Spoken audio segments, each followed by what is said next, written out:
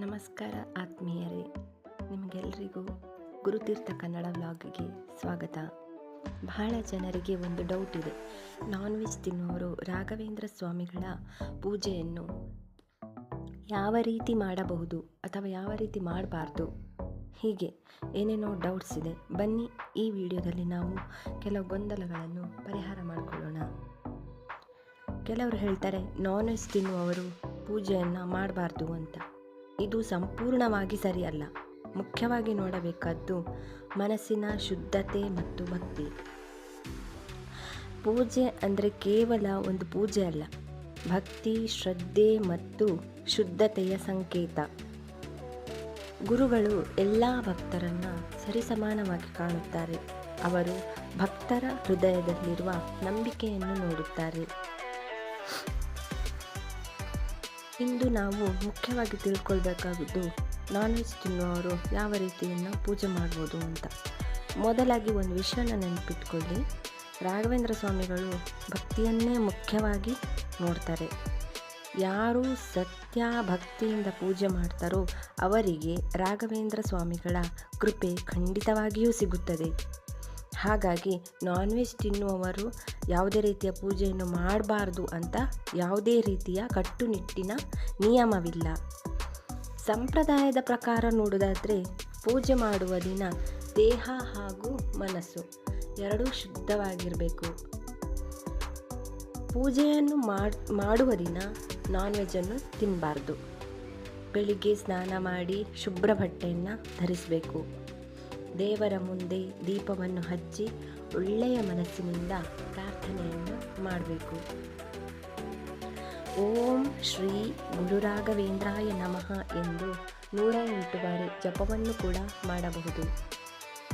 ಅಥವಾ ಪೂಜ್ಯಾಯ ರಾಘವೇಂದ್ರಾಯ ಸತ್ಯಧರ್ಮಾರತಾಯ ಚ ಭಜತಾಂ ಕಲ್ಪವೃಕ್ಷಾಯ ನಮತಾಂ ಕಾಮಧೇನುವೆ ಎಂದು ಹೇಳಬಹುದು. ಇಷ್ಟಪ್ರದಾನೇನ ಕಷ್ಟಪ್ರಹಾಣೇನ ಶಿಷ್ಟಸ್ತುತ ಶ್ರೀ ಪದಾಂಬೋಜಭೋ ಶ್ರೀರಾಘವೇಂದ್ರಾರ್ಯ ಶ್ರೀರಾಘವೇಂದ್ರಾರ್ಯ ಶ್ರೀರಾಘವೇಂದ್ರಾರ್ಯ ಪಾಹಿ ಪ್ರಭು ಎಂದು ಕೂಡ ಹೇಳಬಹುದು. ಯಾವಾಗ ಪೂಜೆ ಮಾಡಬಹುದು ಅಂತ ಹೇಳಿದರೆ ಬೆಳಿಗ್ಗೆ ಆದರೆ ತುಂಬ ಉತ್ತಮ. ಗುರುವಾರ ಗುರುರಾಯರಿಗೆ ವಿಶೇಷವಾದ ದಿನ. ಮುಖ್ಯವಾಗಿ ಹೇಳಬೇಕು ಅಂದರೆ ದೇವರ ಮೇಲೆ ನಮಗೆ ನಂಬಿಕೆ ಇರಬೇಕು. ದೇವರನ್ನು ಪೂಜೆ ಮಾಡುವಾಗ ಮನಸ್ಸು ಏಕಾಗ್ರತೆಯಿಂದ ಕೂಡಿರಬೇಕು. ಮನಸ್ಸಿನಲ್ಲಿ ಯಾವುದೇ ರೀತಿಯ ಗೊಂದಲವನ್ನು ಇಟ್ಕೊಳ್ಬಾರ್ದು. ಅಥವಾ ಮನಸ್ಸಿನಲ್ಲಿ ಯಾರನ್ನು ನೆನೆಸಿಕೊಂಡು ನಾವು ದೇವರ ಪೂಜೆಯನ್ನು ಮಾಡಬಾರ್ದು.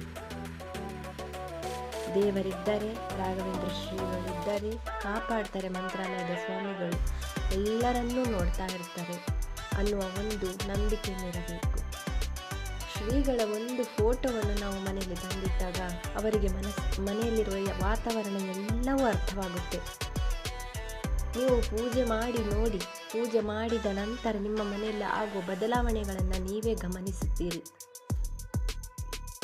ಇದಕ್ಕೆ ಮುಖ್ಯವಾಗಿ ಭಕ್ತಿ ಶ್ರದ್ಧೆಯ ಹೊರತು ನೀವು ನಾನ್ ವೆಜ್ ತಿಂತಾ ಇದ್ದೀರಾ, ನಾನ್ ವೆಜ್ ತಿಂತಾ ಇಲ್ವಾ ಅನ್ನೋದು ಮುಖ್ಯ ಆಗಲ್ಲ.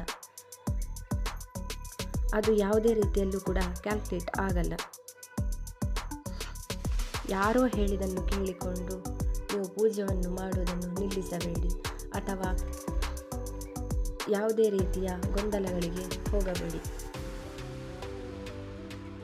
ನಾನ್ ವೆಜ್ ತಿಂದು ದೇವರ ಕೋಣೆಯ ಒಳಗೆ ಮಾತ್ರ ಹೋಗಬೇಡಿ. ಹೊರಗಿನಿಂದ ಕೈ ಮುಗಿದು ಹೋಗಬಹುದು. ರಾಯರ ಮೇಲೆ ನಂಬಿಕೆ ಇರಲಿ, ಭಕ್ತಿ ಇರಲಿ, ಶುದ್ಧ ಮನಸ್ಸಿನಿಂದ ಪೂಜೆ ಮಾಡಿ. ದೇವರು ಖಂಡಿತವಾಗಿಯೂ ನಿಮ್ಮನ್ನು ಕಾಪಾಡುತ್ತಾರೆ. ಹಾಗೆಯೇ ನೀವು ಯಾವುದೇ ರೀತಿಯ ಕಷ್ಟವನ್ನು ಹೇಳಿಕೊಂಡು ಪೂಜೆ ಮಾಡುವುದಕ್ಕಿಂತ ರಾಯರನ್ನು ನಿಷ್ಕಲ ಮನಸ್ಸಿನಿಂದ ಪೂಜೆ ಮಾಡಿದರೆ ದೇವರಿಗೆ ನಿಮ್ಮ ಮನಸ್ಸಿನ ನೋವು ಖಂಡಿತವಾಗಿಯೂ ಅರ್ಥವಾಗುತ್ತದೆ. ದೇವರು ಖಂಡಿತವಾಗಿಯೂ ಕಾಪಾಡುತ್ತಾರೆ, ಕೈ ಹಿಡಿದು ನಡೆಸಿಕೊಡುತ್ತಾರೆ. ಸ್ನೇಹಿತರೆ, ಯಾರು ನನ್ನ ಚಾನಲ್ಗೆ ಫಸ್ಟ್ ಟೈಮ್ ವಿಸಿಟ್ ಮಾಡ್ತಾ ಇದ್ದೀರೋ ಅವರು ಖಂಡಿತ ಸಬ್ಸ್ಕ್ರೈಬ್ ಮಾಡಿ, ಚಾನಲ್ನ ಲೈಕ್ ಮಾಡಿ. ಮುಂದಿನ ವಿಡಿಯೋದಲ್ಲಿ ಖಂಡಿತ ಒಳ್ಳೆಯ ವಿಷಯಗಳ ಮುಂದೆ ನಿಮ್ಮ ಮುಂದೆ ಬರಬೇಕು. ರಾಯರು ಎಲ್ಲರನ್ನು ಕಾಪಾಡ್ತಾರೆ. ಕಾಪಾಡಲಿ. ವಿಡಿಯೋ ನೋಡಿದ್ದಕ್ಕಾಗಿ ಎಲ್ರಿಗೂ ವಂದನೆಗಳು.